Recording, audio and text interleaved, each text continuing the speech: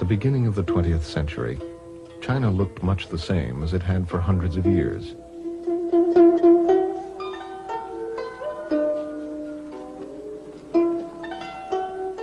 The country was still ruled by an emperor. Men wore their hair in long queues as a sign of subservience to the ruling dynasty.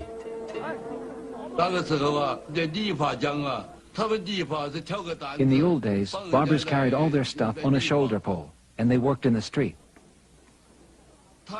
If a barber saw a person who had no queue, he could report him. And if he did so, the person could be beheaded. The saying was, keep your hair or lose your head. Beneath the traditional appearance, there was growing discontent with imperial rule. In 1911, a military revolt spread around the country, and the emperor was overthrown.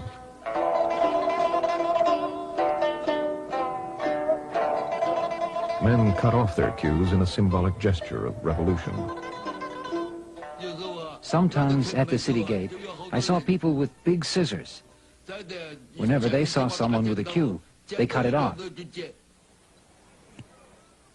I saw people crying, saying, now they say we are revolutionaries. What are we supposed to do? The cutting of queues was only the beginning of the revolution. The Republic of China was declared. The country was soon caught up in an ideological battle. Two men led the struggle, Chiang Kai-shek and Mao Zedong. The conflict transformed world politics, for in 1949, China became what it is today, the largest communist state on earth. This is the story of China in revolution.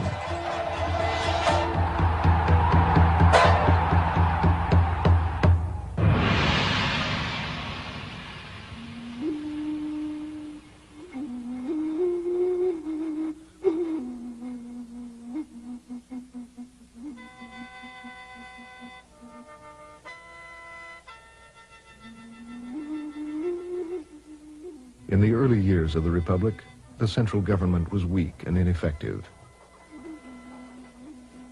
Dozens of military commanders, called warlords, moved into the political vacuum. In the early days of the Republic, the warlords fought each other. When I was a child in Guangxi province, I saw so many battles. You can't imagine how many battles were fought. Lots of people were so scared, they just went and hid.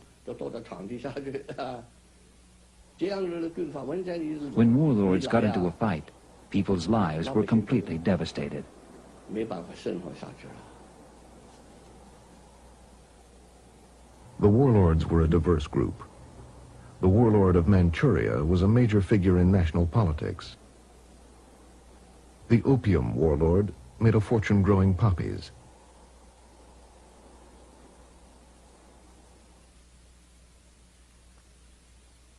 The Christian general was said to baptize his troops with a fire hose.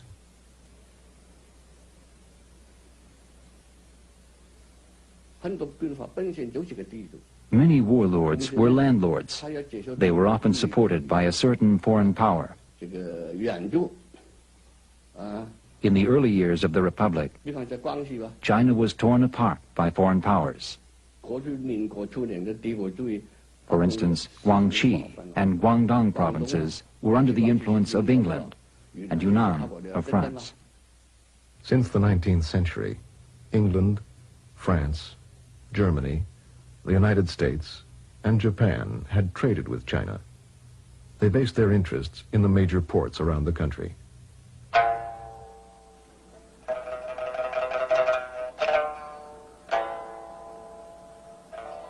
Most foreigners lived in special areas called concessions, which they controlled with their own local governments.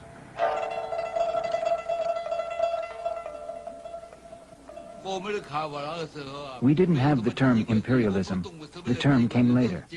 We called them foreign devils. They were devils to us. Why did we hate foreigners? We hated any foreigner, any foreign country that wanted to divide up China. It was called divide up then, not invade. They wanted to divide up China just like cutting a melon into pieces. People used to say, now you want to divide up our country, you foreign devils. You're bastards. In May 1919, for the first time, Chinese took to the streets to protest this dividing up of their country.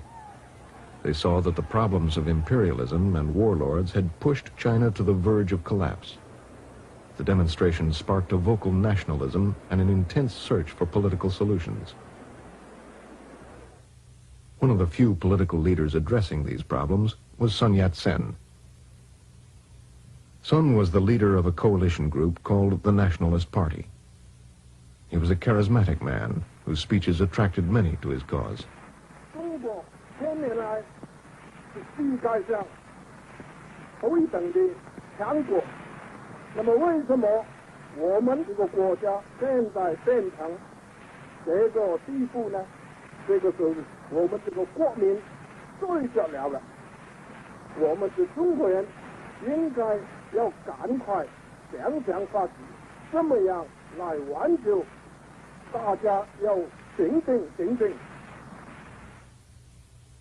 Sun knew that the first thing he needed was an army to defeat the warlords and unite the country. He appealed to Western governments for money for his cause. At the time, none of the imperialist countries wanted to help us. Only the Soviet Union wanted to help us. The Soviet Union had no friends in Asia, so they had to work with us.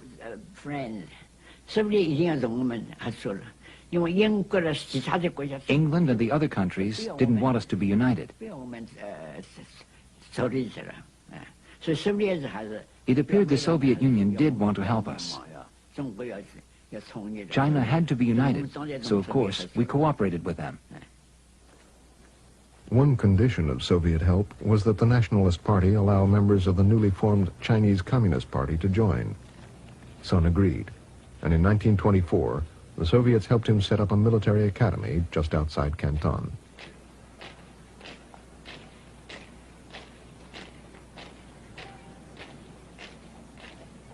The Whampoa Academy quickly became a magnet for patriotic youth from all over China. Some were nationalists, some were communists. Some were not affiliated with any party. They trained for a military campaign that would one day unite the country, the Northern Expedition. Sun appointed his protege, Chiang Kai-shek, commander of the academy. Chiang was a professional soldier. Like many of his generation, he had attended military school in Japan. He had worked with Sun for over a decade. Chiang's son remembers what his father and Sun Yat-sen talked about.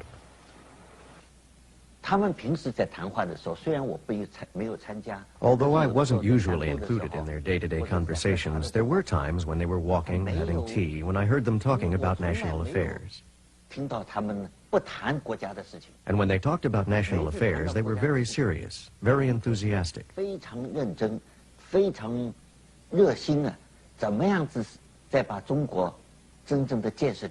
They wanted to build up China, because in the East, we had lived under autocracy for too long. Chiang was the commander of all the cadets and of the academy's staff. Many of China's future leaders were under his command. One of them was a young Communist Party member, Zhou Enlai. Zhou was the director of the political education department. Under his direction, the cadets watched and performed plays with simple political messages. Without revolution, there was no hope for this country, so political education was given on the front.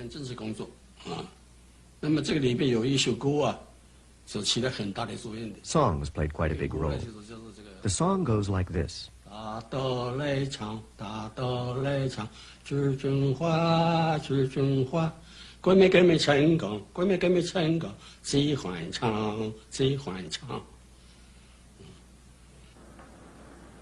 As his army trained, Sun and his wife Sun Qingling sailed to Beijing to negotiate with the city's warlord. But Sun was ill with cancer. He died soon after arriving in Beijing on March 12, 1925.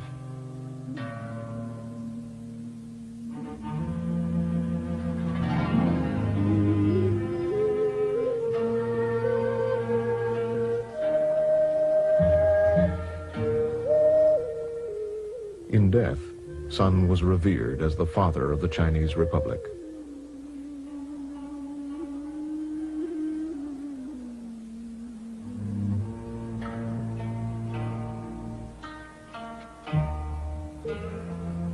There was no one of his stature to take over the leadership, and a struggle for power in the party began.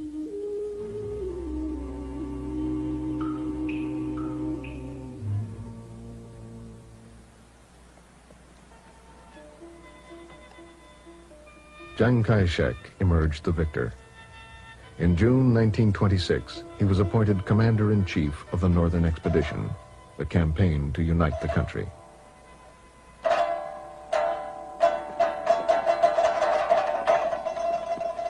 A month later, the young army set out.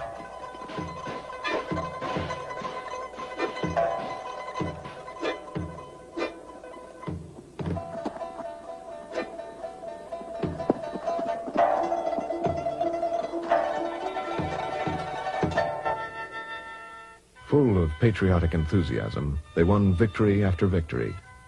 In just 6 months, they defeated 34 warlords, and they swept up to central China.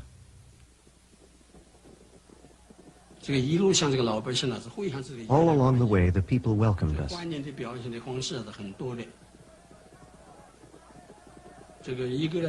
For example, they would boil water and cook sweet potatoes by the side of the road where our troops were passing. They would say, "Brothers, come and eat and drink. Help yourselves." The army was well disciplined then. And so the soldiers and the officers, they always paid for whatever they ate and drank. When the Northern Expedition Army reached our region, they held mass rallies. Everybody went. At the rallies, speakers talked about the cooperation between the nationalists and the communists. They called for the defeat of the northern warlords and the imperialists, and they asked peasants not to pay land rent and debts. I didn't know much about revolutions then. I didn't know a thing about communism or opposing imperialism. But it seemed like a good idea to fight exploitation and the northern warlords. Many in the Army's propaganda teams were communists. They explained the goals of the Northern Expedition, and they called for the end of many deeply ingrained social customs. Wang Ping soon joined the communists. We knocked down Buddha statues in the temples.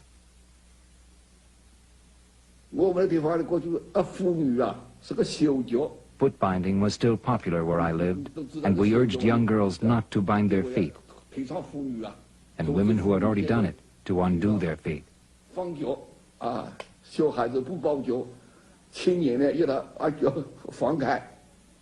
At first, we didn't know better, and often we ordered people to do things against their will. If a young woman refused to cut her hair, several of us would hold her and cut it anyway.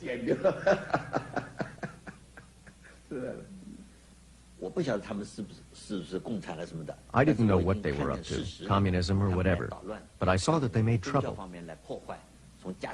They tried to destroy our religion, our family system, and our ethical structure.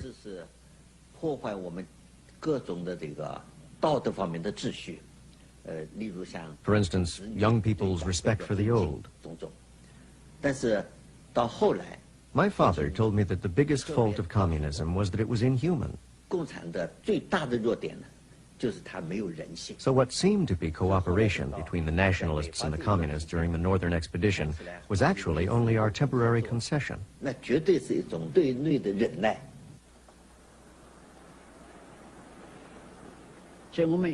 So we wanted to purge the party, but it was a pretty dangerous thing to do.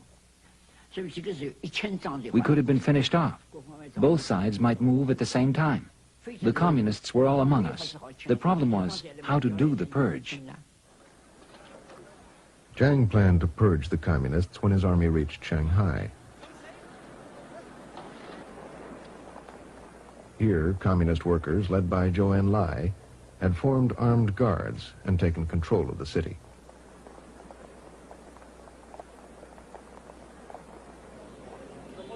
They were completely unaware of Chiang's plan to break them, and they eagerly waited for his army to arrive.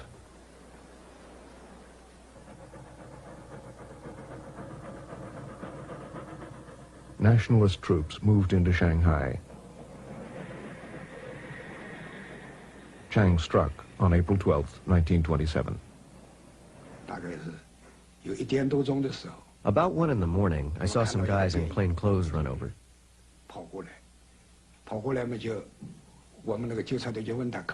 Our guards asked them the passwords, and they began to shoot. We were already surrounded from all sides, and there were machine guns positioned at the intersections on the streets. They were standing there.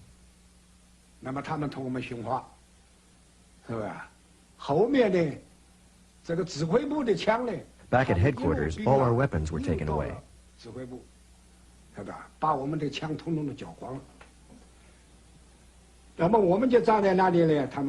They warned us, your workers' guards are disbanded. Go home and don't make trouble.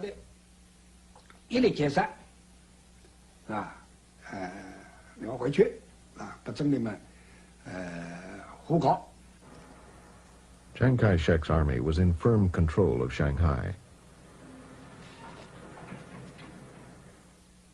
Communists and workers held a huge demonstration to protest the betrayal. There were about 100,000 workers there. They marched down the street towards the machine guns, which fired. And immediately more than 100 people died.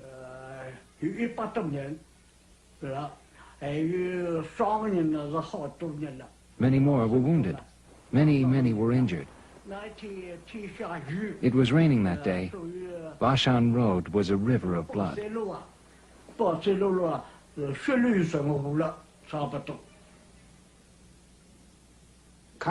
I remember it was drizzling, and I saw many people lying in the mud, still moving. It was very sad. When they arrested us, they beat us with rifle butts. Yes, rifle butts. Some of us were hit on the head and were bleeding. Even then, all we said was, good. That was how we showed our defiance. So they hit us and we said, good, good, and we grit our teeth. Chiang's purge spread around the country.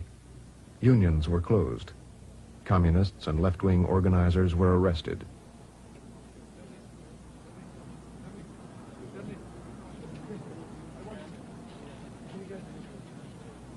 Thousands were executed.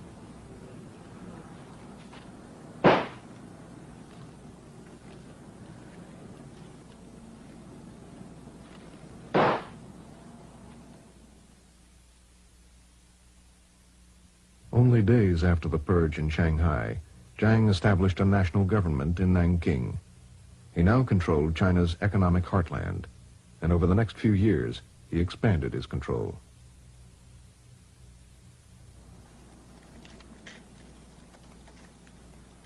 The success of the Northern Expedition earned Chiang tremendous prestige, and he adopted the title Generalissimo.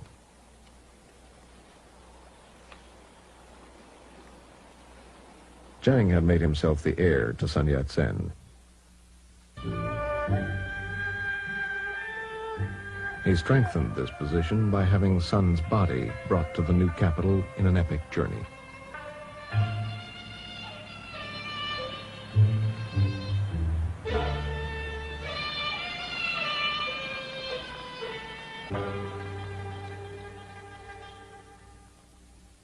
He married Sun Yat-sen's sister-in-law, Sung Mei-ling.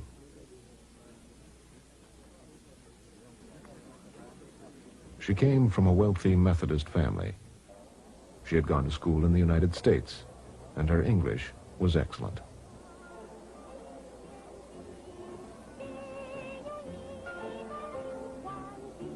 Her charm was a valuable asset to Jiang, for he was a difficult, aloof man who gained respect, but not affection. To many, especially in the cities, it seemed a new era was beginning. People were more open to the West than ever.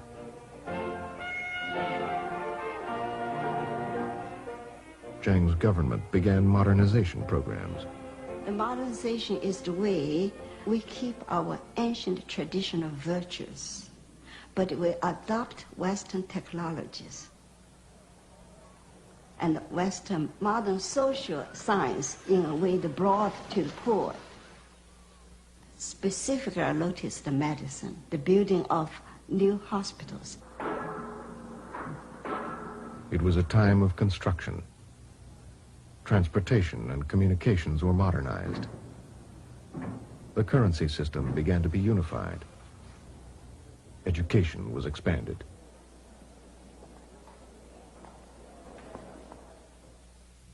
Chiang Kai-shek appointed Chen Li-fu a top advisor. I organized and modernized the party. We made it impossible for the communists to operate. I used American techniques. They used Soviet techniques. Vast security organizations were set up. A top priority was to prevent renewed communist growth in the cities where remnants of the party had gone underground. Chen Zui worked for the security police. We knew they were communists by their speeches, their posters, or the articles they wrote. Or if we searched their homes, we'd find communist papers. That was the correct way. But if we had doubts, we'd say, better to kill an innocent one by mistake rather than let a bad one go. After all, they were fighting the nationalists for power.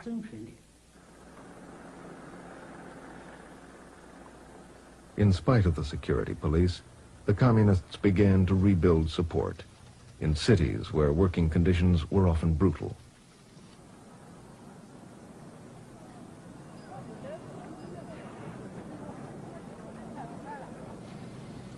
In factories, child labor was common.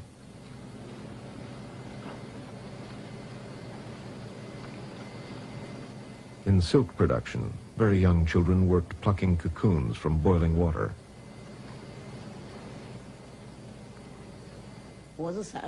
I came to Shanghai when I was 12. We were so miserable. You had to work 17 hours a day. Later, a progressive worker in the factory told us that people were not born to be poor. One was poor because of the exploitation by others. There is exploitation by the capitalist on one hand, and exploitation by the labor contractor on the other. You do the work, and he takes the money. I had no idea what revolution meant. All I thought was that the worker made sense, and that he cared about us poor people. Well, he said, there is a country where there is no oppression and no exploitation, where everybody has a job and food. All we dreamed of then was of having food. So when we heard of this country, we wondered where it was. If only our country could be like that. That's what we hoped for. So we liked to listen to him, and we felt we could do whatever he told us. We would follow him, even if we had to risk our lives. What country was that? He wouldn't tell us which country it was. It wasn't until later we knew that what he referred to was the Soviet Union. Chinese communist leaders believed that the revolution would be led, as Marx had written, by workers in the cities. But a small group in the party believed the key to revolution lay in the countryside, where most of China's people lived. This renegade group was based in Jiangxi province. It was led by Mao Zedong. Mao came from a prosperous peasant family. He was a founding member of the Communist Party. He had worked with the nationalists at the military academy in Canton, training students to organize peasants. After Chiang Kai-shek's purge, Mao returned to the countryside. By 1927, he and a small group were organizing peasants in Jiangxi province. Conditions made the area a fertile ground for communist activities. 哎呀哈嘞，望着妹子树大高，楼上个穷人唱着苦心那个。正月开始就忙米煮，一到2月忙管我，3房5月加粮食，加到一到晚上啊喽，加到宽来3分7，本脑高少力高多。 挂条我来有万竹子，万条竹子是毛骨头，9条我连毛米煮，找一个里拽戳戳，就等10月，天欢喜都是蛮难啊个。In South China, there were huge gaps between rich and poor. Rents were high, and taxes were often collected decades in advance.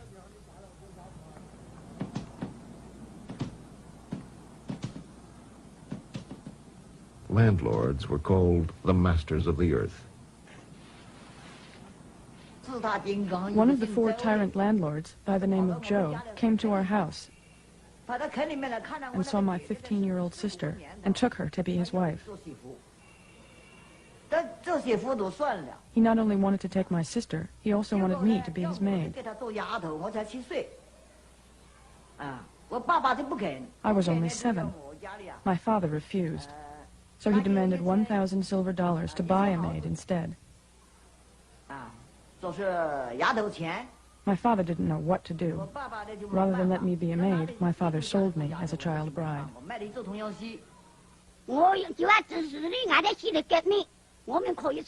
People told me if I joined the revolution, I would have my freedom.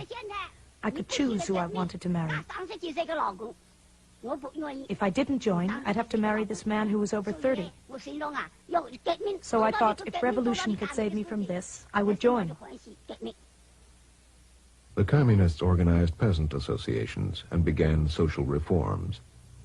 Their actions unleashed pent-up hatred of local landlords, and violent class struggles soon erupted. We smashed the landlord's opium pipes and took away his grain and clothes. He started looking for his money. The landlord wasn't home. His wife was hiding in the attic where rice straw was stored. We found her. We questioned her for several days, and then we killed her.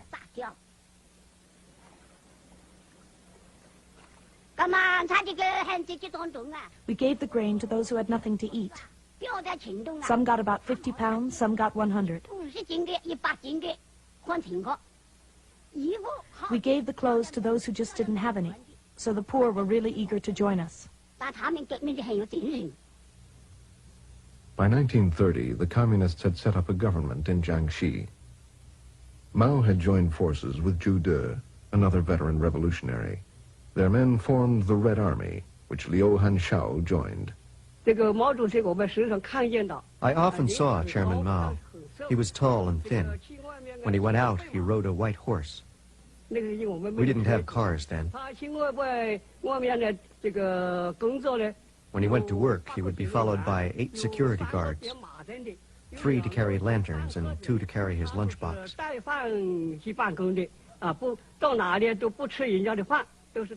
He wouldn't eat in someone's home.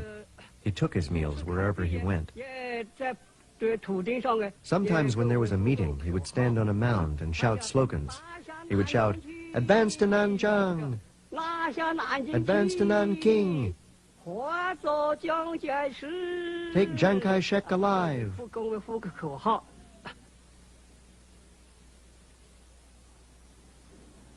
Although the communist area was relatively small, many nationalists were frightened by the violent events there. Chiang Kai-shek was concerned. The people under attack, the middle and upper classes, were the base of his support. He launched a series of military campaigns in Jiangxi.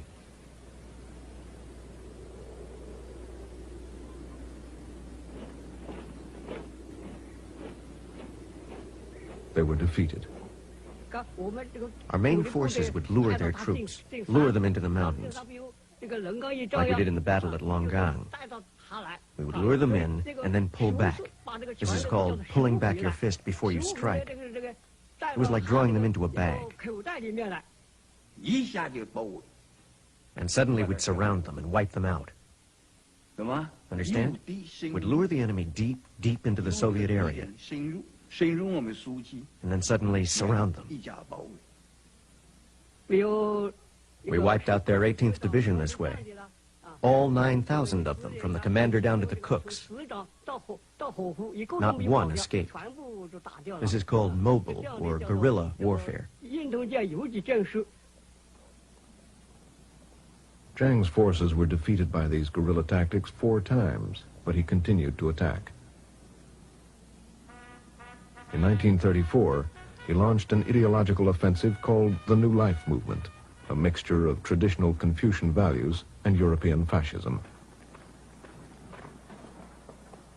He hoped to create a disciplined and orderly society by reforming social behavior. People were instructed to button their clothes, stand straight, and not to eat noisily. The movement only reached a small section of the middle class and failed to solve the peasants' problems. But Jiang's 5th military campaign was a success.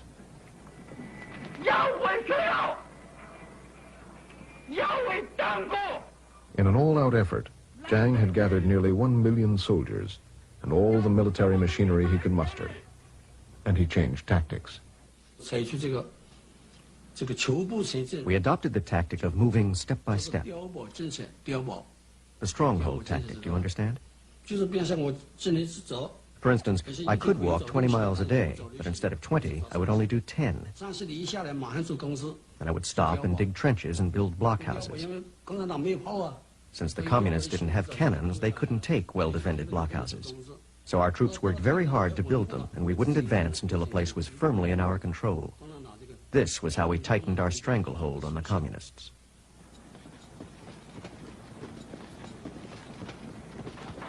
As the nationalists began their new tactics, the communists changed theirs. That was when our party made one of its biggest mistakes. The biggest.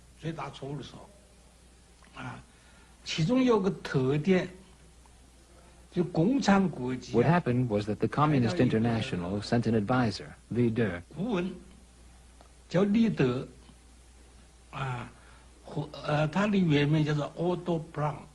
whose original name was Otto Braun.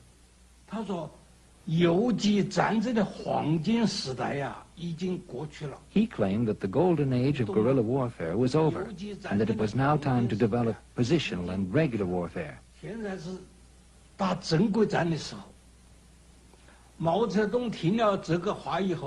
When Mao heard this, he realized that he and Li De would never agree. And after that, Mao didn't go to any more meetings of the military committee. Communist Party leaders supported Otto Braun, the German Comintern representative. Mao lost his position as head of the government, and his guerrilla tactics were abandoned. Then we used blockhouse warfare to deal with their blockhouse warfare. It was tit for tat, but of course it didn't work. They had planes and cannons. We had nothing. So the communist area shrank and shrank.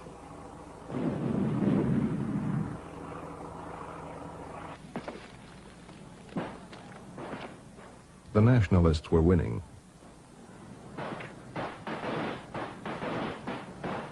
communists had already lost much popular support because of their violent class struggle. By the summer of 1934, they were losing badly. We were being killed off. The revolution wasn't plain sailing. There were people who wavered and were traitors. They saw the situation was going from bad to worse, and they changed with the wind. Communist organizers were arrested by the nationalists. A nationalist official wanted to bail me out of prison to force me to be his concubine.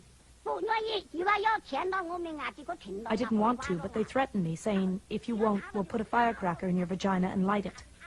Aren't you afraid? Sitting or standing, I was just as tall as anyone else. Why should I be someone's concubine? I didn't want to, but what could I do? Finally, they took a red-hot wire this long and forced it through my leg. One from this side, and then from that side. They put the hot wire through my leg. I still have the scars. I was hung up by the arms. I was tortured 3 times, and then they let me down. I was too numb to feel any pain. My interrogation went on from 9 in the morning till 4 in the afternoon. Then they dragged me back to my cell and said, tomorrow we'll send a platoon of soldiers and rape you to death. That really frightened me. I wasn't afraid of being killed, but how could I stand being raped? Though they were just threatening me, they really made it look real. When I was taken out the next morning, there really was a platoon of soldiers waiting.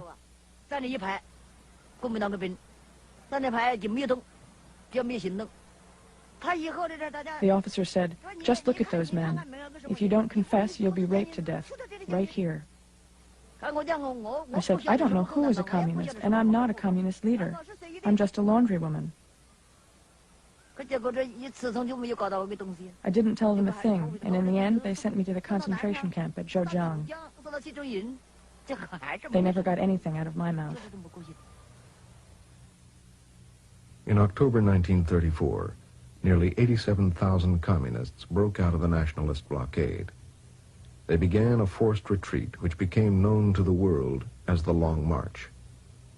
For over a year, they walked an average of 17 miles a day, often through hostile territory. Nationalist troops chased them much of the time. The soldiers crossed 24 rivers and climbed 18 mountain ranges, and they walked more than 6,000 miles.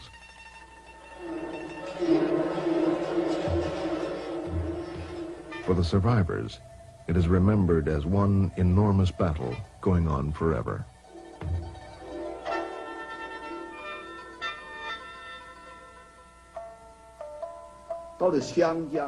By the time we got to the Xiang River, we had lost half our troops. We lost 30 to 40,000 people. They weren't battle casualties. We lost them on the road. We were on the march day and night. Everyone was complaining bitterly. We didn't know where we were going. Chairman Mao was out of power. He marched with the troops. When they reached Zunyi, meetings were held. Otto Braun and his supporters claimed that the nationalists had won because they were stronger. Mao said it was because Braun's tactics were wrong. For the first time, Zhou Enlai openly sided with Mao. Zhou Enlai disagreed. Zhou did not think we had lost because of the enemy's strength, but because of our own strategic and tactical mistakes, since we had won in the past. Then Mao spoke. The atmosphere was calm. Everyone was reasonable.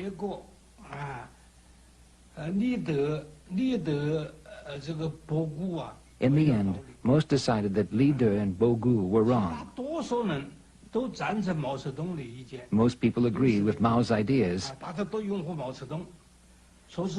and wanted Mao as our leader on the Long March.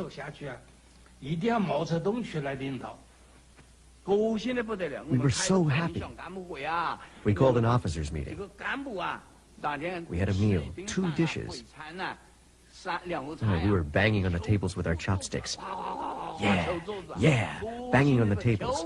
We were so happy we were dancing. We supported Mao. That's what it was like, I'm telling you.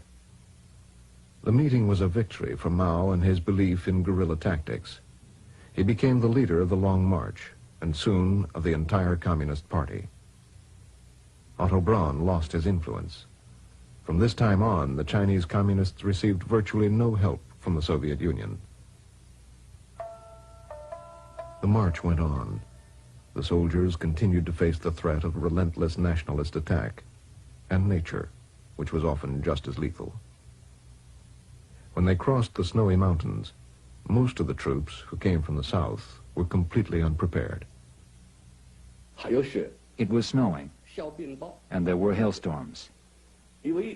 I had to stop because it was too slippery, and if I fell off the edge, it would be all over. And it would be easy to fall off. So I decided to take my shoes off and walk barefoot. When my feet touched the snow, it was impossible. The coldness started from my feet and slowly climbed up my legs. My legs went numb. I couldn't walk. Then I saw Yan Chenqing. He was wearing a pair of straw sandals, and he had an extra pair. He couldn't stop walking, so he just threw the sandals to me and kept going. By then, the cold was already up to here. When it gets to your heart, you die. After I put on the straw sandals, I stamped my feet for a few minutes. And I could feel my legs again, and I could walk.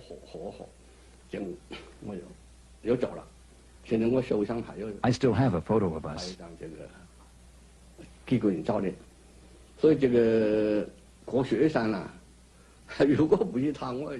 If it weren't for him, I'd have died in 35 in the snowy mountains. Hundreds did die of cold, altitude sickness, and exhaustion. The shared hardships forged firm bonds between the soldiers and earned Mao unswerving loyalty. Mao Zedong gave me his ration to eat. 3 little steamed buns in a little bowl this big. At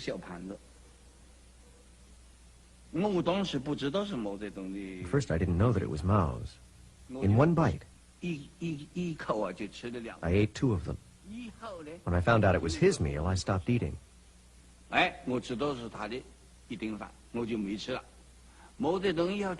said, "You must eat. You still have to march." He forced me to eat the last one. So Mao was very kind to his subordinates. He took good care of us.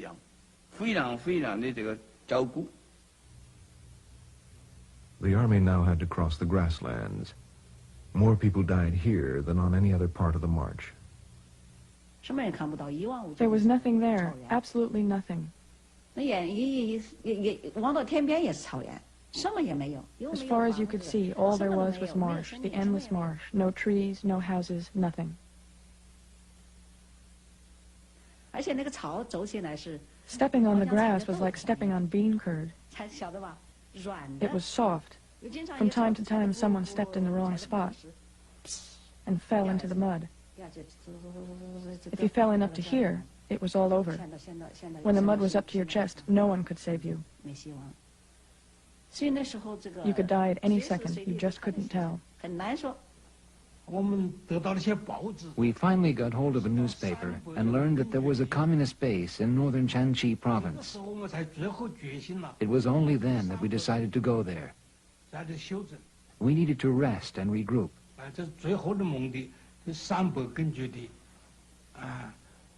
We knew it was extremely poor there, but we had nowhere else to go.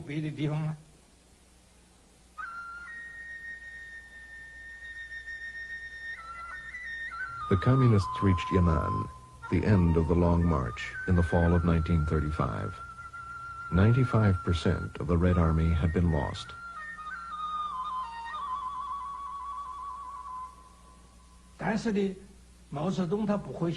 But Mao didn't lose confidence. He asked us a question. Although there are now only 6,000 or 7,000 of us left, are we stronger or weaker than before? His answer was that we were stronger. He said the people who remained were gold.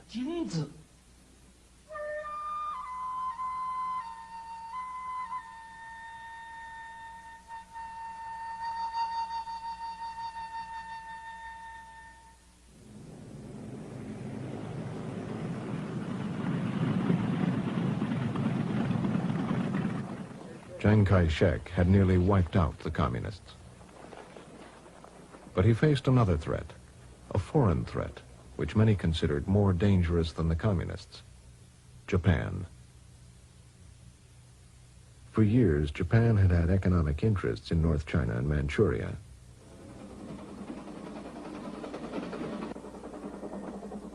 Throughout the 1920s, it expanded its interests and defended them with increasingly hostile military activity. Japan's aim was to colonize China. The Japanese posed the greatest threat to the warlord of the region, Zhang Shiliang. Zhang Shiliang was one of the most powerful men in China. He was the Generalissimo's second in command, and he retained his own huge, well-equipped army.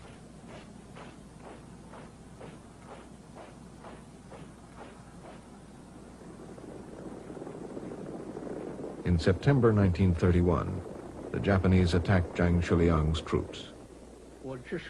We bore the brunt of the attack. The brigade commander gave orders. First, he telephoned me and asked me about the situation. Then he gave the order, "Don't resist. You are not permitted to resist." I pointed out that the enemy had already begun to attack. He said then, "Collect the soldiers' weapons and hide them in the storehouse." I said that there was no way I could collect the soldiers' weapons and hide them when the enemy was shelling us. He said, "Then why don't you withdraw?" I said, "I have only received an order to offer no resistance. I have no order to withdraw." He said, "It would be better if you withdraw. Otherwise, you will be held responsible." Then the phone was cut off. The Chinese troops did not resist, and the Japanese quickly seized control of all of Manchuria. Chiang Kai-shek, afraid the Japanese military would crush China, had chosen a policy of non-resistance. His deputy commander, Zhang Shiliang, protested the situation.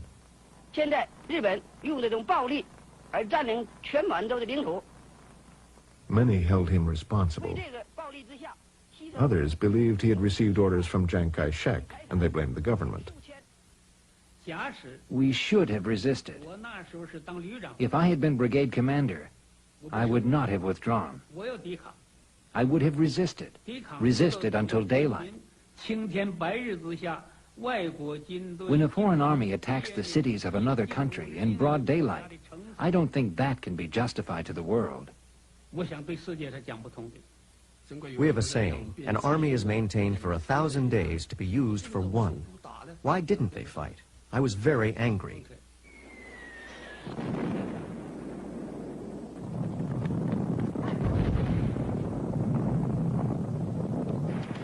The Japanese used Chinese protests as an excuse to attack Shanghai.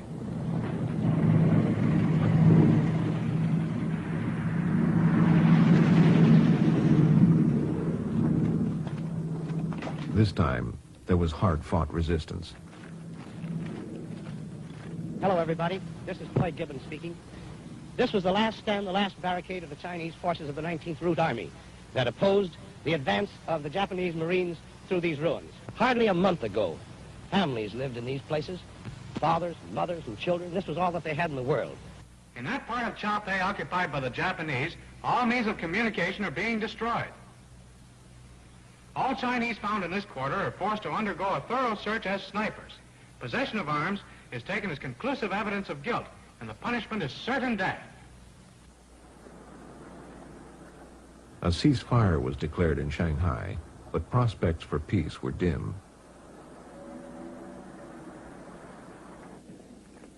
On March 1st, 1932, Japan set up a puppet government in Manchuria, which they renamed Manchukuo.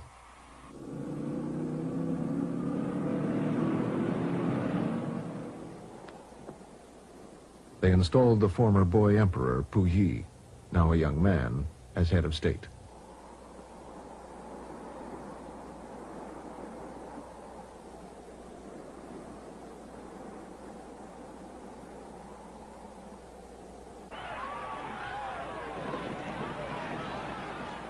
The Chinese were angered and humiliated by the Japanese attacks and by the government's response. These feelings were expressed in demonstrations, the arts, and in feature films. 同胞们，起来！起来去杀敌我们的敌人！同胞们，走！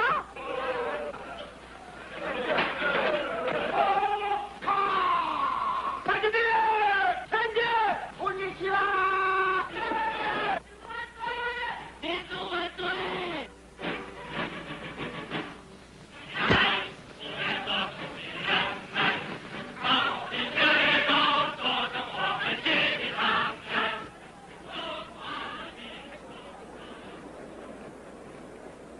But demonstrations against Japan were quickly suppressed by the government. Chiang Kai-shek was afraid these disturbances would provoke another attack, which China would not survive. We weren't ready. We couldn't let a little event trigger a war between China and Japan before we were ready to fight. The best way out was to persuade the Japanese to give up the idea of invasion. We tried everything.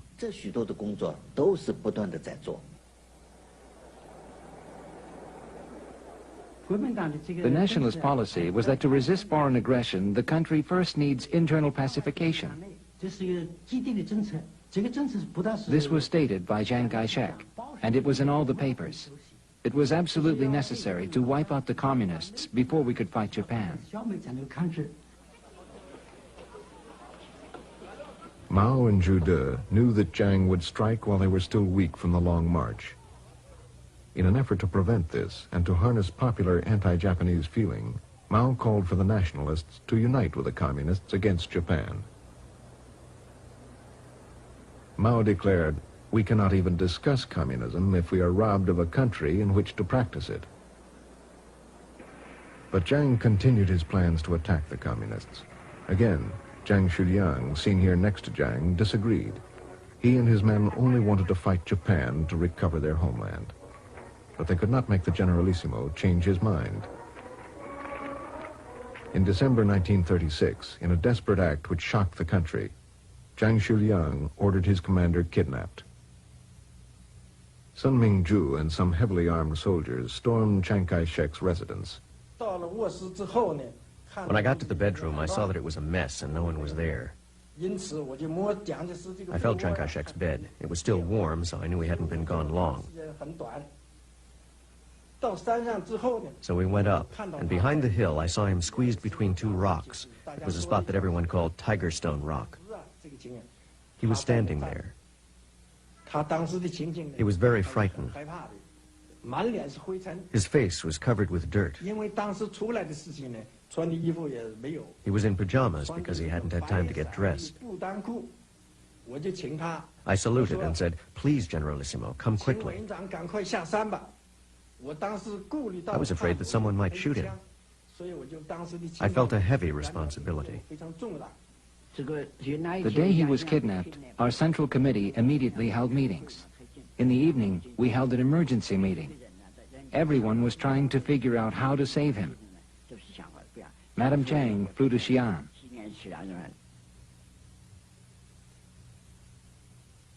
Chiang Kai-shek feared he would be put on trial and executed. If anything should happen to Mr. Chiang, no one in China would be able to fight Japan. Nobody would be able to stop Japan, and the Japanese would certainly march into China. That would be certain. No one would resist. All China watched as his fate hung in the balance.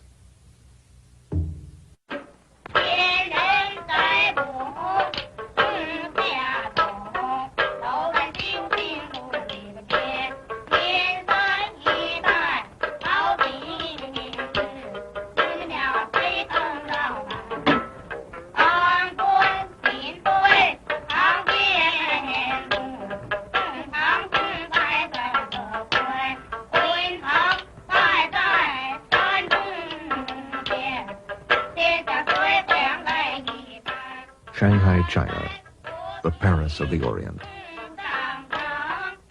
In newsreels of the 1920s and 30s, life here looked fun, an exotic mix of East and West.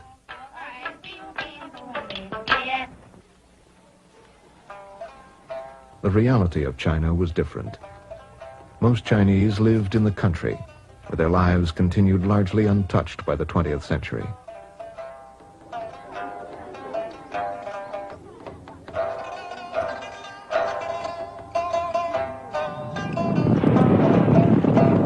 The people of China were about to be engulfed in years of violent conflict, years which would dramatically change their country and their lives.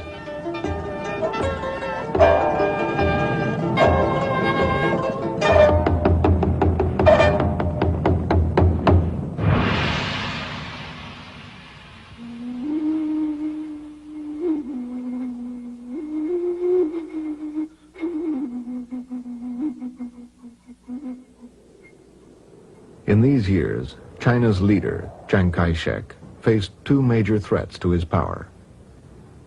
The Communists, led by Mao Zedong, and the Japanese. They controlled most of North China and planned a full-scale invasion. Many Chinese demanded that Chiang's government fight Japanese aggression, but he was afraid the Japanese military would crush China, and he refused. In December 1936, anti-Japanese feeling boiled over and created an astonishing crisis. Chiang Kai-shek's deputy, in an effort to force his commander to resist Japan, kidnapped him.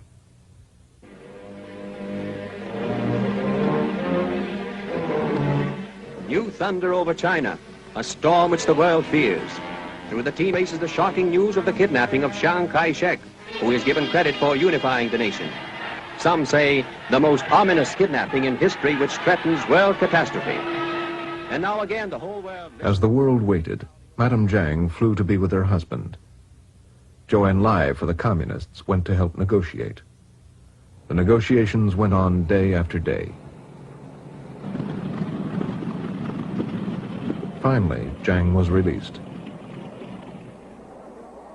Everyone had recognized that he was the only man who could lead the country.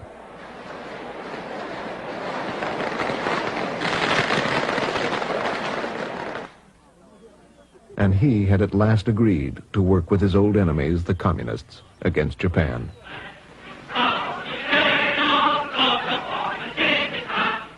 It was the beginning of the United Front. Mao Zedong's Communists and Chiang Kai-shek's Nationalists would stand up to Japanese aggression together.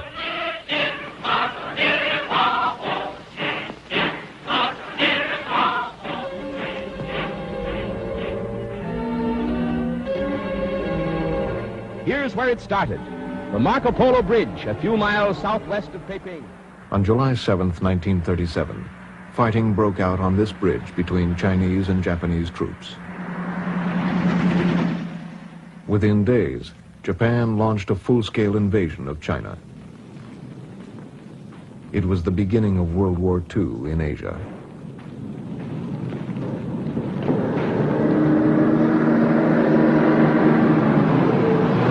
The Japanese easily overpowered united Chinese resistance. They took Beijing in days, and then Tientsin.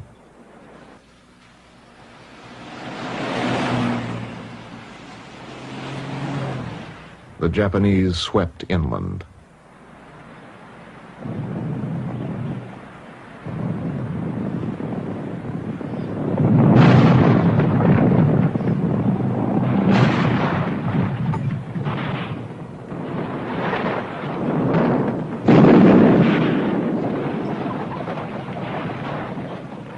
In October 1937, they arrived outside Meihua village, a few miles from these scenes.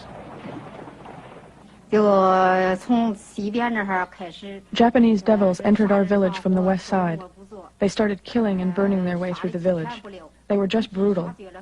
They killed 46 families and even every animal they saw. Then they got to my home. We were hiding in the cellar. Japanese devils shot into the cellar. We children all cried, "I want to get out, I want to get out." When my father got up, 3 devils stripped him to the waist and tied him up.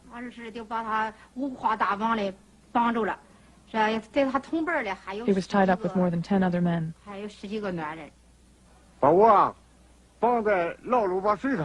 I was put in the pit. It was full of people. They'd been there a long time. The Japanese kept bringing more and more people. I was there for hours. Later, about another 200 people were pushed in. The pit was full. Bullets were whistling.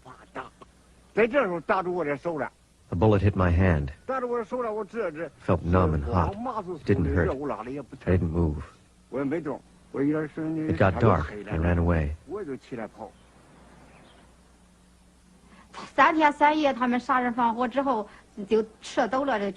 The Japanese killed and burned for 3 days and nights.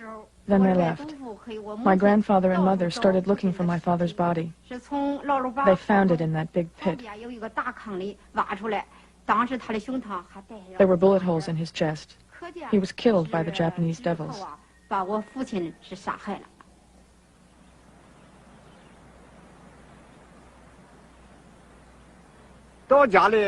When I got home, I pushed the door open.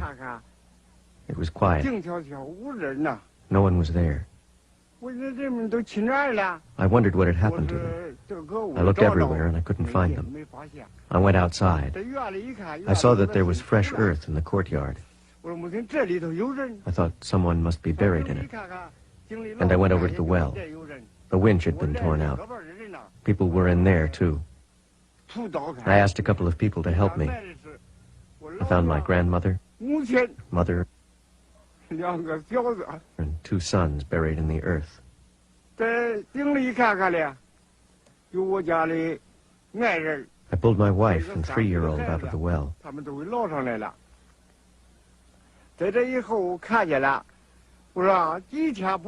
I hadn't seen them for just a few days. And now none of them could ever talk to me again. It was too horrible. I buried them. That's all.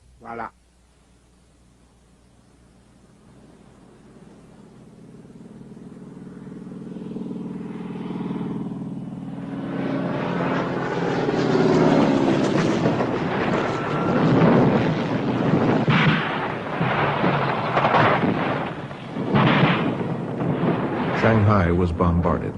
There were huge civilian casualties.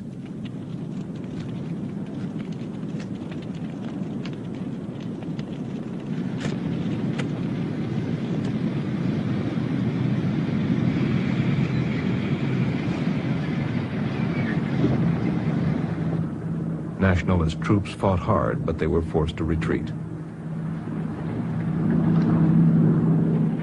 Shanghai fell in November 1937. In just 5 months, the Japanese had captured half of China's seaboard. Chiang Kai-shek and his wife appealed to the world for support. To you, who are enjoying the serenity and security of your own homes, I wish to bring a message from the women of war-ridden China. It is this: if you wish to avoid the calamities that are befalling China now, and the killing and mutilation of your loved ones and your fellow beings, boycott Japanese goods. The battle for the capital, Nanking, was fierce. Again, the Japanese overpowered nationalist resistance. In December 1937, the Japanese entered the city, and they began to butcher civilians. An estimated 200,000 men, women, and children were massacred. It was called the Rape of Nanking.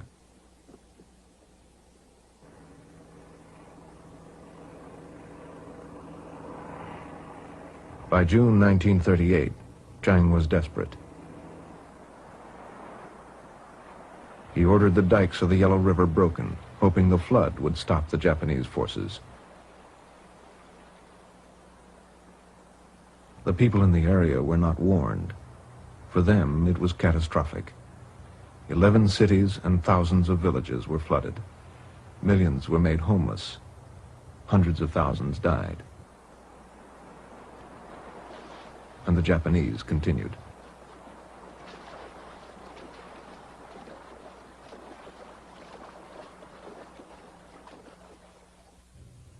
They had taken all of Chiang Kai-shek's power base. Now he adopted classical military strategy to trade space for time. Taking advantage of China's huge size, the government and the army retreated thousands of miles inland.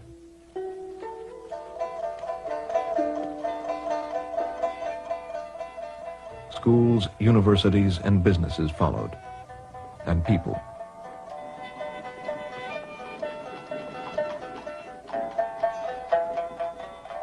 From all over occupied China, millions left their homes and fled in a massive exodus.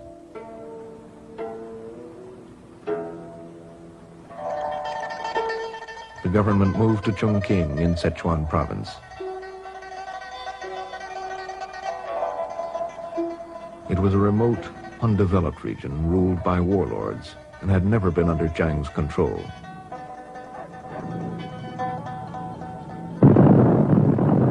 The Japanese bombed Chongqing for weeks at a time. The war effort was hopelessly undersupplied and underfunded.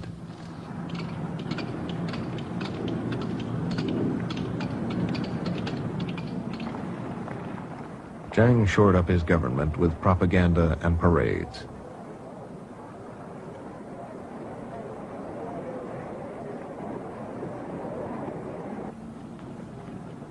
To boost morale, Madame Chiang Kai-shek toured hospitals and orphanages.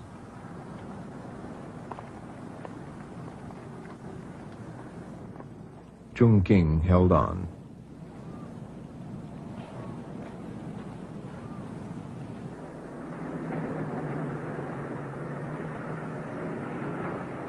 Many other Chinese traveled to the northwest, to Yan'an, where the communists had set up their headquarters after the Long March. They came because they wanted to fight Japan, and because there was a sense here of building a new society.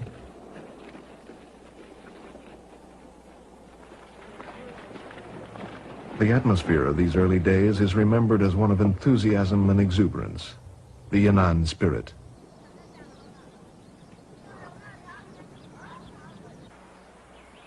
Yan'an was still small enough that most people had contact with the leadership.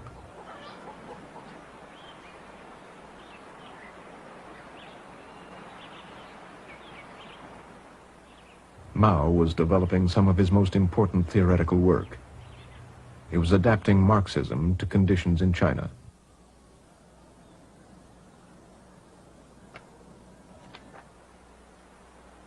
His theories were studied by all who came to Yan'an. I went to the anti-Japanese university in Yunnan in the fall of 1938. We had classes on current affairs, philosophy, and so on. None of us minded the hard conditions. At night, we shared huge beds. Each person had just this little space, about a foot, one next to the other. We got up early in the morning. We did morning drill, and we learned how to use weapons to fight the Japanese. The term was only a few months long. Then we would be sent to the front, and we sang this song. 黄河治兵，结合着一群中华民族优秀的子孙。 From Yan'an, the young people were sent to work in villages throughout North China and Manchuria. They recruited anyone who would resist Japan. They also changed the face of North China by initiating moderate reforms, reducing land rent and taxes. They held elections and introduced voting.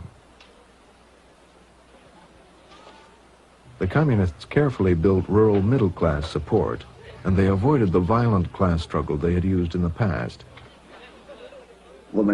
Our slogan was, if you have money, give money. If you have a gun, give your gun. And if you are healthy, come and fight. We didn't attack the rich. We even allied with landlords as long as they were not collaborators and wanted to resist. I am from a rich farming family. When the party started in our area, why did they come to us, who were upper class? Because the poor peasants couldn't afford to give up their work in the fields. Besides, they were not necessarily more progressive than we were.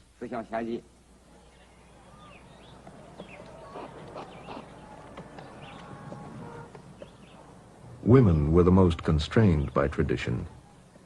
Even in the early 1940s, many young girls still had their feet bound, and they were often treated as virtual slaves by their families.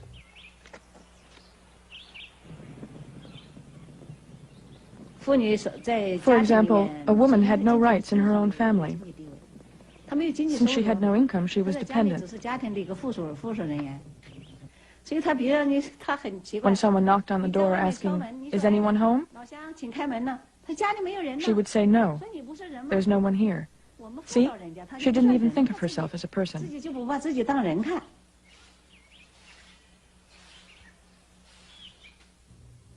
Wang Xinlan had married Xiao Hua, a young communist officer. After work, Xiao Hua and I used to walk through the village holding hands. Sometimes after dinner we would just sit there talking and laughing. They were very envious. They said, "You must have done a lot of good in your previous life for God to have given you such a good husband." I said, "That's got nothing to do with it. It's because women like me have changed our political status. We're independent people. Among us, men and women are equal. We are equal even though he is the husband and I am the wife." We tried to explain this to them. It was all very surprising to them. The communist call to fight Japan, combined with their moderate social reforms, had a powerful appeal.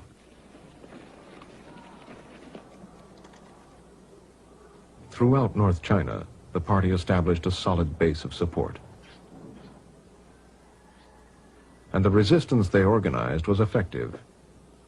Liang Liangheng describes how he and a friend ambushed a Japanese regiment which came to their village. These two areas had more than 10 landmines. When the enemy came, we triggered the mines. They got blown up on both sides. We wouldn't let the bastards get away. The enemy came towards us, and the two of us were really happy. The guy with me was called Feng He. I said, "What about it, Feng He? You get the officer. I'll get the guy over there." Feng He aimed at the Japanese officer. Bang! He got him right in the head. He keeled over. I pulled my trigger. Bang! Got another one. The enemy sent a regiment with 100 carts. They came to take our wheat, but we didn't lose any. Their carts didn't go back empty, though. They carried the bodies of 60 dead devils.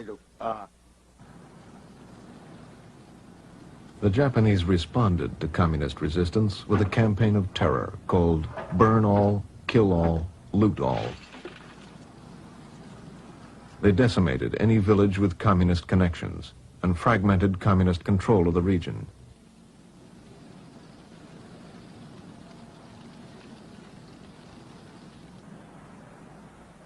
The communists and nationalists were still officially fighting Japan together, bound by the United Front. But there were frequent clashes between the two sides. In January 1941, nationalist forces suddenly attacked a communist unit. The unit was wiped out. It was the end of the United Front. Mao sent a message to Chiang Kai-shek. Those who play with fire ought to be careful. If things continue to develop this way, all the people of the country will throw you into the gutter. Chiang's response to a journalist was, "The Japanese are a disease of the skin. The communists are a disease of the heart."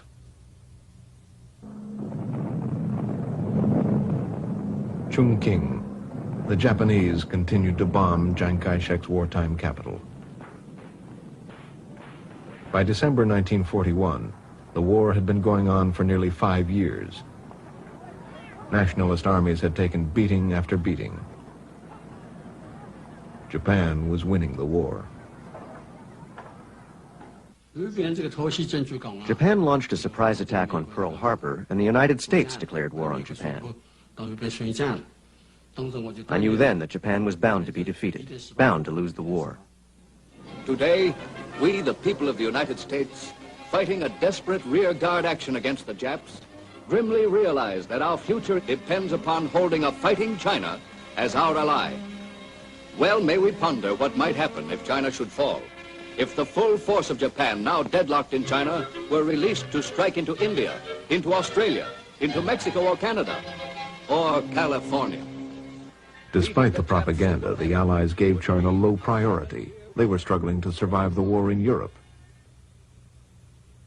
General Joseph Stilwell was named the top American commander in China. Stilwell had lived in China and he spoke the language. His job was to keep China in the war and improve its fighting capacity.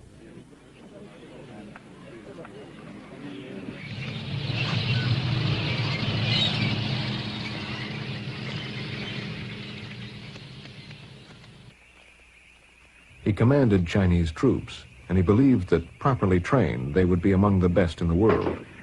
But he railed against the nationalist command.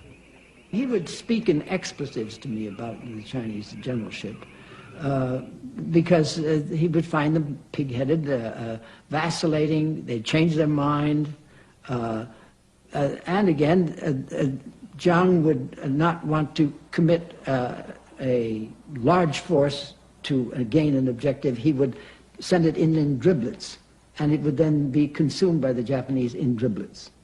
Stilwell found that the Generalissimo was unwilling to commit his troops against the Japanese because he was saving them for use against the Chinese communists. He had 500,000 of his best troops blockading the area occupied by the Chinese communists. Stilwell soon saw the Chinese war effort was hampered by another problem: corruption. It started at the top with Jiang's inner circle, his wife's family, and a handful of his oldest friends. They controlled the economy and made enormous profits from their positions. Jiang himself was never accused of corruption, but he did nothing to stop it, and it spread to all levels in the nationalist government. Those it hurt most were the ordinary soldiers Stilwell was trying to command. Conscripts were treated brutally. They were afraid we would run away, so they would tie 5 or 6 men together on the same rope. That's how we traveled. We were strung up in groups. I saw hundreds of our conscripts strung up and pulled along on ropes. At night, to stop them running away, they tied their legs. I saw it with my own eyes. The nationalists had corrupt officers. They put sand in the rice to replace what they had taken. We ate moldy rice with a lot of sand in it. They said we were drafted to fight Japan and defend our homeland. If they really meant it, why didn't they give us food and clothes? Why was there corruption? Poverty. If America didn't have enough food and clothing, corruption would exist there too. As the Chinese saying goes, only when one has food and clothing will he know ethics. Nearly 1.5 million men died of starvation or illness before ever reaching their units. 1 out of every 10 men drafted during the war.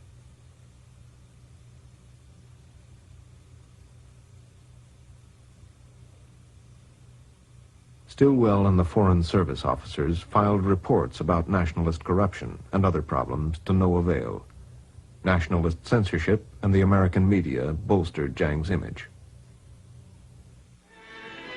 Well known to every American is lean, keen Generalissimo Chiang Kai-shek, undisputed leader and idol of 450 millions of Chinese. In 1943, Madame Jiang visited the United States and charmed Congress and the public. Let us not forget that Japan in her occupied areas today has greater resources at her command than Germany. Let us not forget that during the first 4.5 years of total aggression, China has borne Japan's sadistic fury unaided and alone.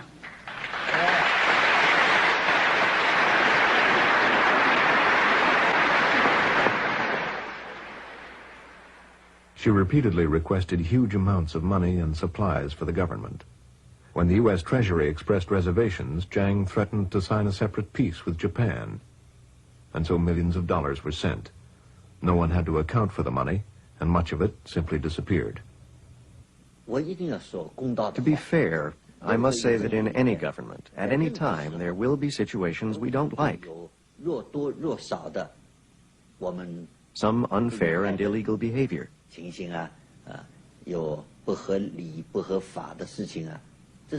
can happen in any country, any government, at any time. Especially during a period of bad economic conditions after years of war. Naturally, some people are tempted by material things.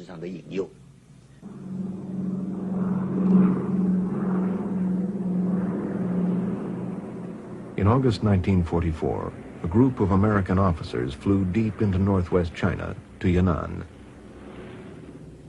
Anxious to improve China's fighting capacity, Stilwell and the American government wanted to know if the communists could be used effectively in the war. The Foreign Service officers who went to Yan'an were called the Dixie Mission. It was the first official Western recognition of the communists. My first impressions, well, Mao Zedong was a large, even then slightly tending towards plump individual with a very smooth face, no facial hair to be noticed. And he was not what you would call charismatic.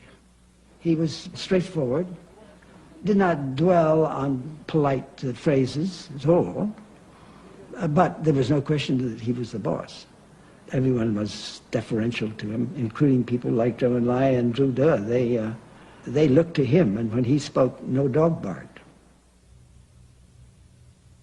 Mao was now the undisputed leader of the communists. The year before, Mao Zedong thought had become their official ideology. No criticism of Communist Party policies was tolerated.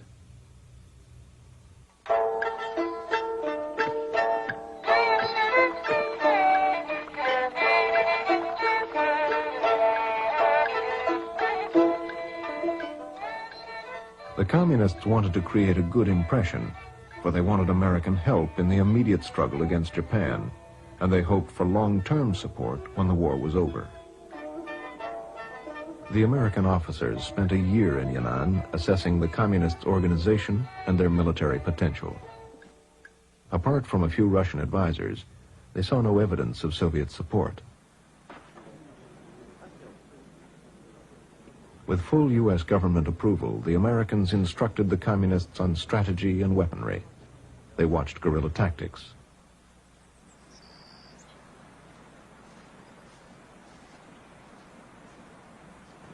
They traveled out from Yan'an and watched the communists attack Japanese blockhouses.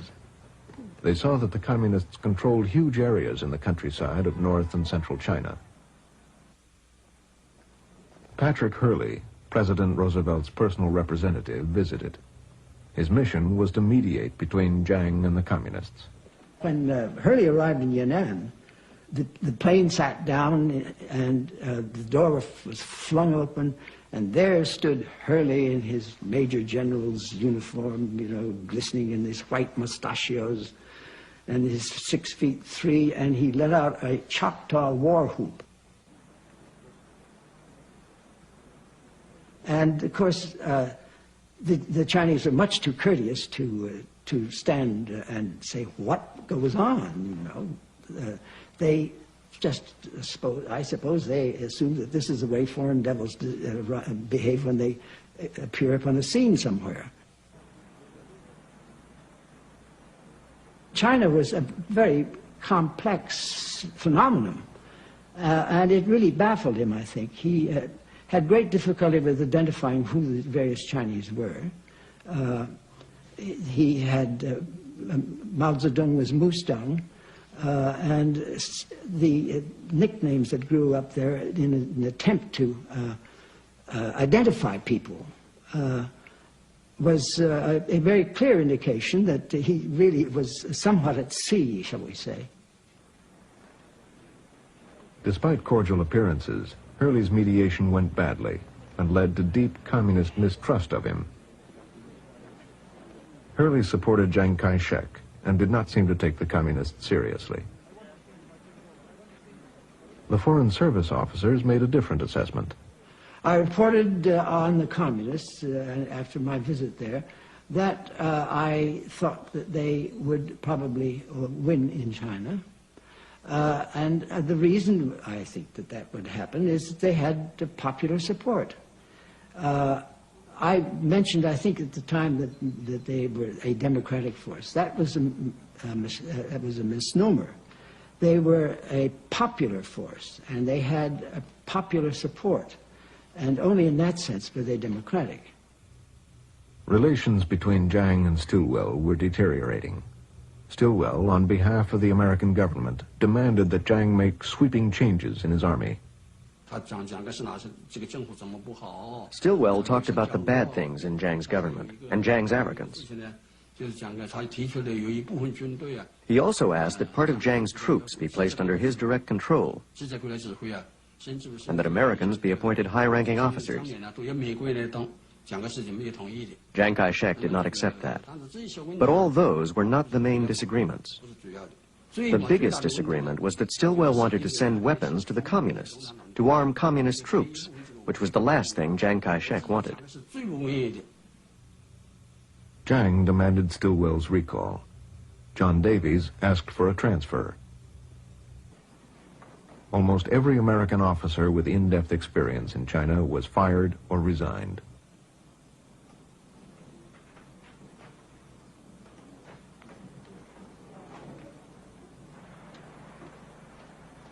Jiang now had undisputed control of China's war effort.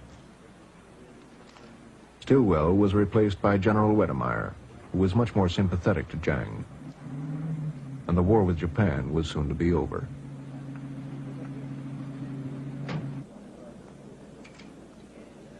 In August 1945, the atomic bomb was dropped on Hiroshima, and the Japanese surrendered.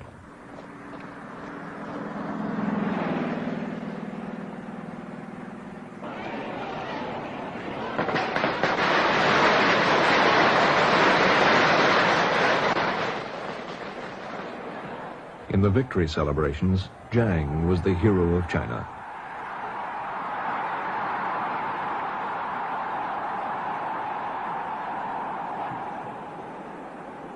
But the quick end of the war left an important question unresolved.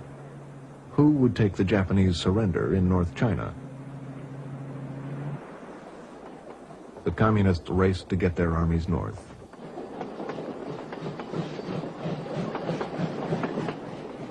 Nationalist troops were airlifted by America to arrive first. General Lu Jingzhao remembers what Mao said about Chiang Kai-shek. He wants to come down the mountain to harvest peaches. That's what Mao said. Our people and our army had made great sacrifices behind the Japanese lines. So we wanted to take the surrender in those areas. I rode all night back to the front. You couldn't say we were harvesting peaches, but we did want to taste a few. Civil war seemed inevitable. Patrick Hurley, now U.S. ambassador in China, persuaded Mao to go to Chongqing for talks with Chiang.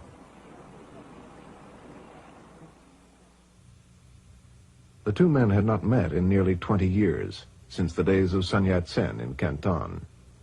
Chiang addressed Mao as elder brother, and Mao made the toast, "Long live Chiang Kai-shek." But the talks led nowhere. President Truman did not give up. He sent General George Marshall to mediate.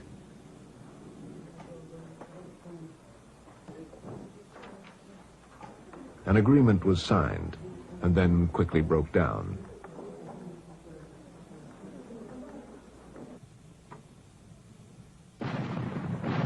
The Civil War began.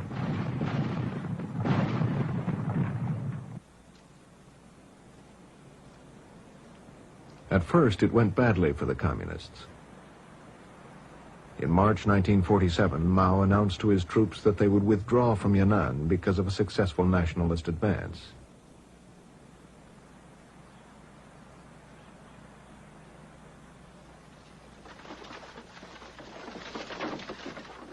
But Yan'an was only a symbol and not the base of their power. Their real power lay in the vast countryside of North China and Manchuria.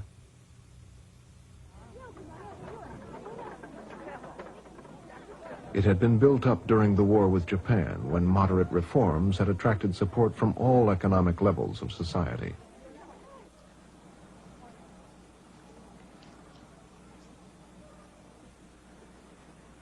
Now the communist leadership decided to expand their support by concentrating on the poor. They launched a radical land reform movement, attacking their old allies in the prosperous middle class. In Li Lao Chi's house, we first drove out his cattle and pigs. Then we took all the furniture, cabinets, and trunks out of his house. We took all his clothes, too. After that, we shut him up in a small room and told him to write a confession. Then the people wanted to struggle with him. They shouted, "Li Lao Chi, you must confess honestly. Who did you exploit? How much money have you piled up? Where have you hidden it? You must confess." We struggled with him for a long time. He had buried his silver dollars underground. We got him to confess where he had hidden the money. As the poor divided up the land of the prosperous, many communists were torn between the demands of the party and of their families. Even veteran party members were attacked. When the reforms came, you had to go along with them. Because I was a party member, I had to take the lead. My parents didn't agree with me. Even though they were in charge of the family property, they had to listen to me.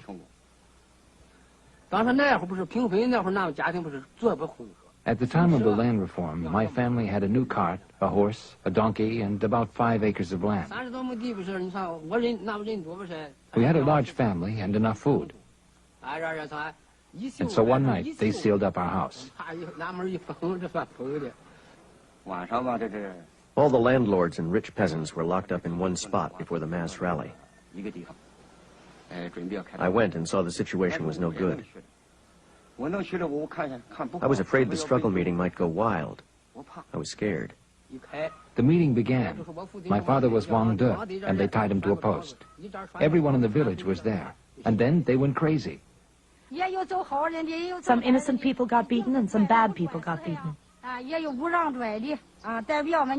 Village leaders tried to control the mob. They even sat on the landlords to keep them from being torn apart.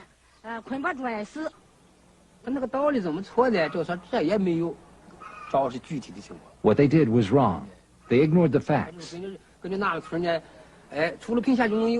If you weren't poor, if you were better off, then you were guilty. That's how they reasoned. Land reform had become mob rule. It tore families and villages apart. The communists began to lose support. In December 1947, Mao urged restraint. 5 months later, the movement was stopped. The communists tried to minimize the damage and backtracked to their moderate wartime policies. They managed to salvage peasant support.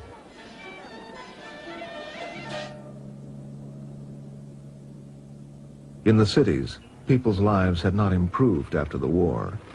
Massive economic problems were undercutting Jiang's support. The government's financial policies were chaotic. The currency system changed many times. The old Fabi paper money was changed to the new Fabi paper money.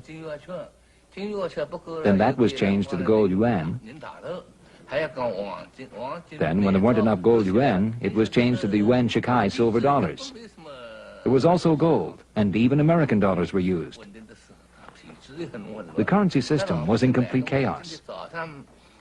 So when people got paid in the morning, they would rush to buy things, because prices would rise by the afternoon. Sometimes the price would double. People had a rough time. The homeless and starving filled city streets.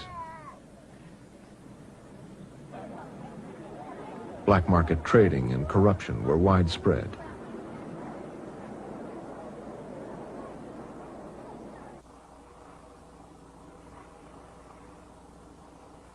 To make matters worse, in 1947, floods in the south destroyed the rice crop.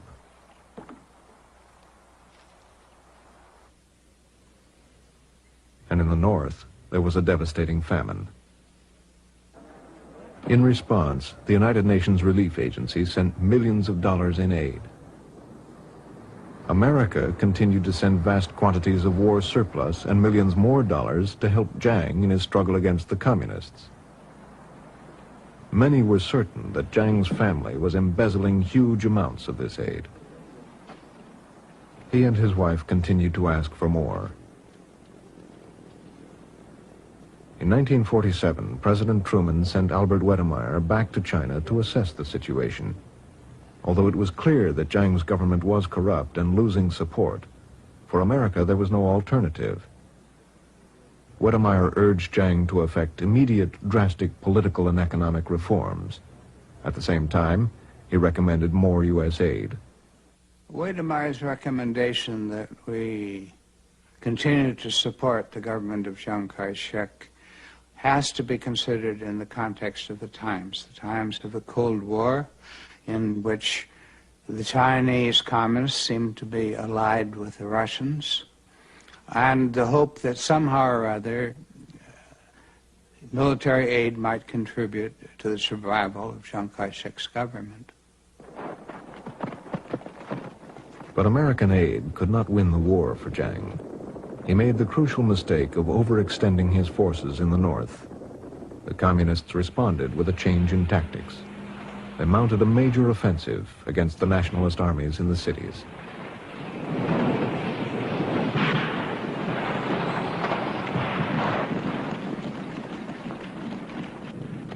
The change of tactics worked. By November 1948, after only a month and a half, the communists won control of North China. Nationalist troops were crossing over to us in divisions and armies. When we first got to the Northeast, we had 100,000 troops. Now we were 400,000 or 500,000 strong. Our equipment all came from the United States and Chiang Kai-shek. There was a joke among the soldiers.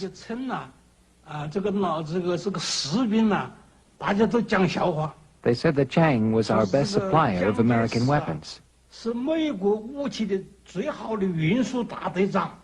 That was the joke.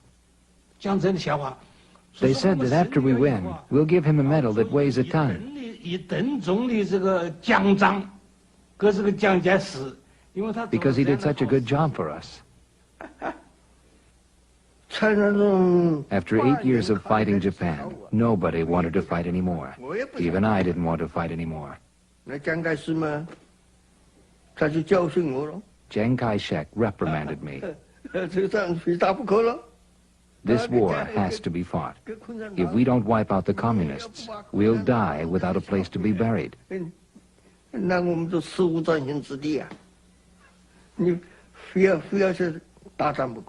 We've got to go all out. I couldn't say anything to that.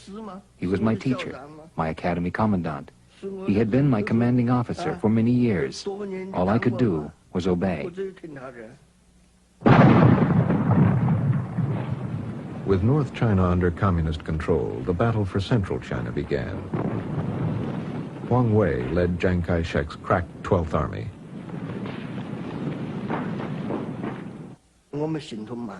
Our movements were slow. Our equipment was heavy, cumbersome. We were fighting, retreating, and bringing up reinforcements simultaneously.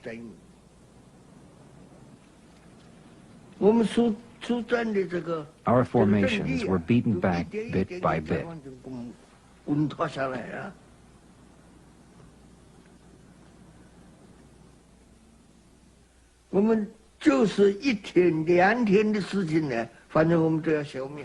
We would be wiped out in 1 day, 2 days' time. So I gave the order to flee.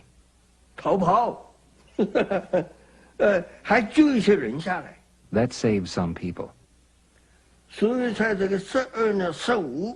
On December 15th, we broke out in several places. My deputy commander and I got into a tank and fled. We fled to a place about 15 miles from Zhuangduiji.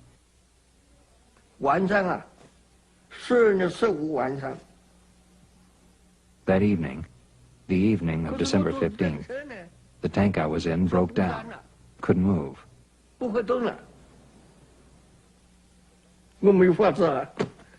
So we got out and fled on foot. The communists were everywhere.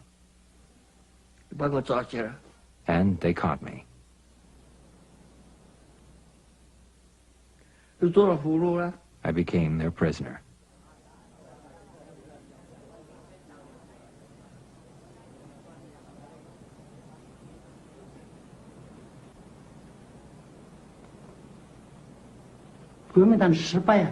The nationalists failed because we completely lost the people's support.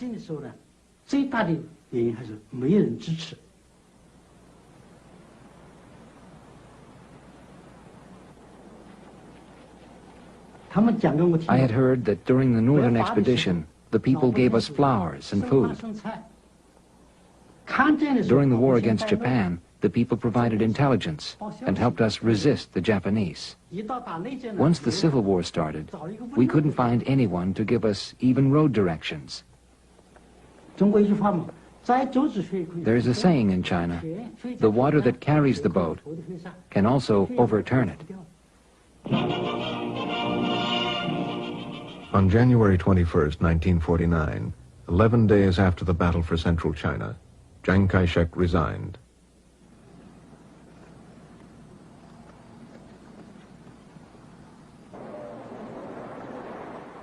In Shanghai, people were leaving in droves.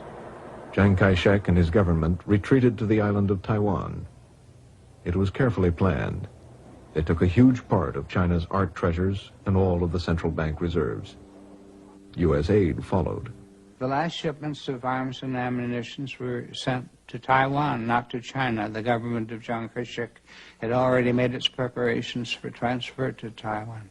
So we never stopped supporting Chiang Kai-shek. Chiang did not give up all hope. My father's first order was for us to examine our past mistakes, both domestic and international. Secondly, we should prepare to recover the mainland. He never said we should fight our way back.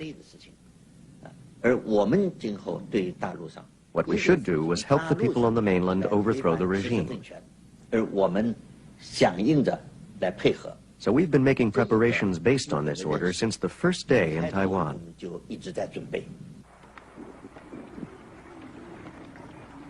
The war continued without Chiang Kai-shek. The communists prepared to cross the Yangtze River, heading for Nanking and Shanghai.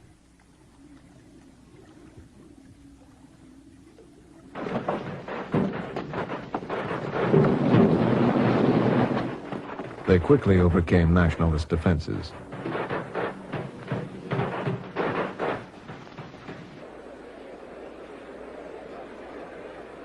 With the communists just outside Shanghai, the remaining nationalist police stepped up their anti-communist activities.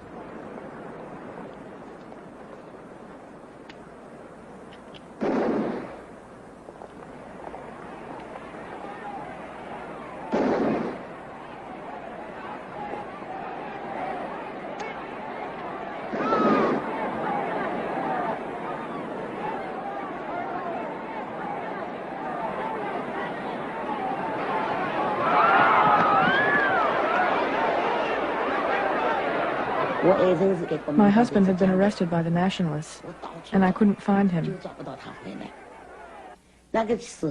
I was both happy and worried at the same time. Happy because the revolution would soon succeed, that was obvious, and worried because my husband had been arrested, and we didn't know where he was.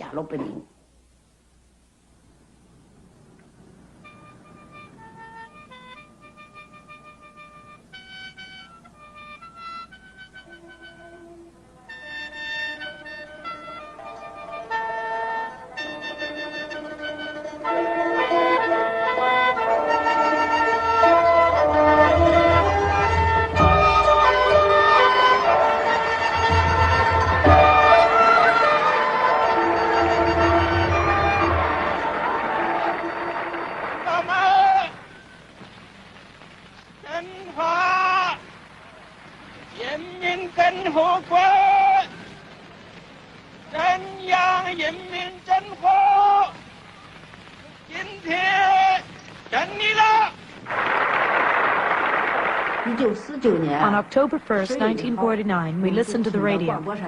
We heard the ceremony of the founding of the People's Republic of China. Chairman Mao proclaimed that the Chinese people had stood up. All of us were overjoyed.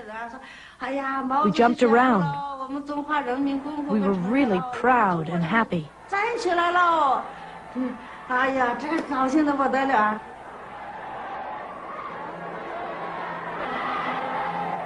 My daughters were very young. They asked why there was so much excitement. I told them they would understand when they were older. As for me, it was the day I'd been working for all my life.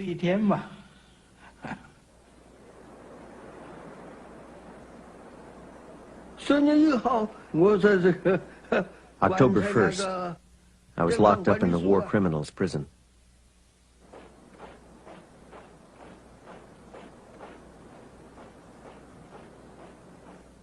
I had no desire to go on living, but I couldn't just die. I was very stubborn. I really couldn't change the way I thought. So I was locked up in thought reform for 27 years. This man, I think he was a great man. He was a hero.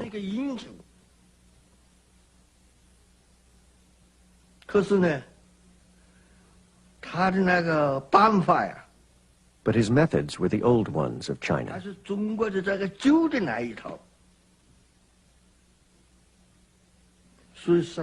And he lost. I put my life on the line for him. In the end, I was buried alive for him. You could say I was loyal to him to the end. Loyal to the end.